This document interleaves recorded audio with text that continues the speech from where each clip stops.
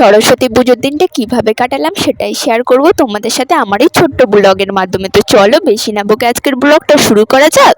সরস্বতী পুজো মানেই সকালবেলা ঘুম থেকে উঠে চান করে রেডি হয়ে অঞ্জলি দেবা। সকাল সকাল যেহেতু অঞ্জলি হবে সেই জন্য ঘুম থেকে উঠে চান করে সাজতে আরম্ভ করে দিলাম। আগের দিন রাতে সব গুছিয়ে রেখে দিয়েছিলাম যাতে আজকে সকালবেলা সবকিছু তাড়াতাড়ি হয়ে যায়।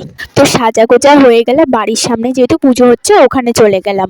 আর আমাদের যাবার ঠিক একটুখানি আগে দেখি ব্রাহ্মণও এসে গেছে। তো ব্রাহ্মণ সবকিছু গুছিয়ে নিচ্ছিল পুজোয় বসবে তাই। তারপর ব্রাহ্মণ পুজোয় বসে গেলে আমরাও একে একে সব সামনে বসে পড়েছিলাম। তো কিছুক্ষণ বসে থাকার পরে গল্প করতে করতে দেখি এদিকে আবার ব্রাহ্মণের পুজো করা হয়ে গেছে। এবার তো অঞ্জলি দেবার পালা। তো অঞ্জলি আরম্ভ হয়ে গেলে সবার সাথে বসে অঞ্জলি দিয়ে নিলাম। প্রতি বছর সরস্বতী পুজোয় অঞ্জলি দিয়ে দিয়ে প্রায় অর্ধেক মন্ত্র মুখস্থ হয়ে গেছে।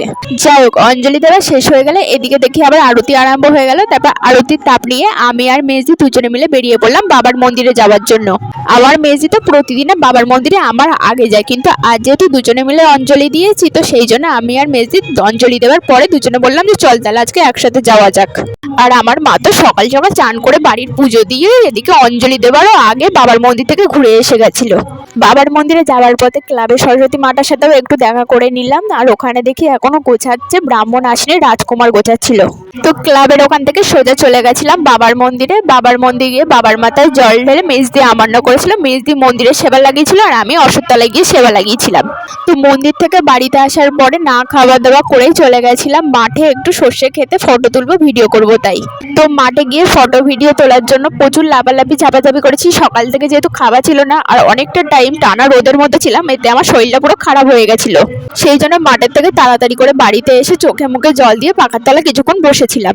আর তারপর তো দুপুরে হয়ে গেছিল সেই জন্য বসে পড়েছিলাম খেতে। আজকে মেজদি খিচুড়ি আর আলু ভাজা করে গপুকে সেবা লাগিয়েছিল দুপুরবেলা। তো আমরাও ওই দুপুরবেলা খিচুড়ি প্রসাদ খেয়েছিলাম। চলো খেতে খেতে একটু কমেন্ট পড়া যাক। গধুলি আমার একটা ব্লগের কমেন্টে লিখেছে খুব সুন্দর দিদি, থ্যাংক ইউ সো মাচ গধুলি এত সুন্দর একটা কমেন্ট করার জন্য। যাই হোক খিচুড়িটা সবজি দিয়ে করেছিল, খিচুড়িটা খেতে বেশ সুন্দর হয়েছিল, মনে হয় প্রসাদের খিচুড়ি তো সেই জন্য।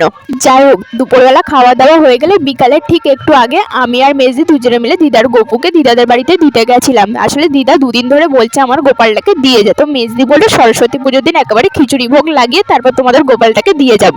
তো সেই জন্য দুপুরবেলা খিচুড়ি সেবা দেওয়ার পরে গপুকে দিদার বাড়িতে দিয়ে এসেছিলাম। তো যাই হোক আজকের জন্য এতটুকুই, দেখা হচ্ছে নেক্সট ব্লগে।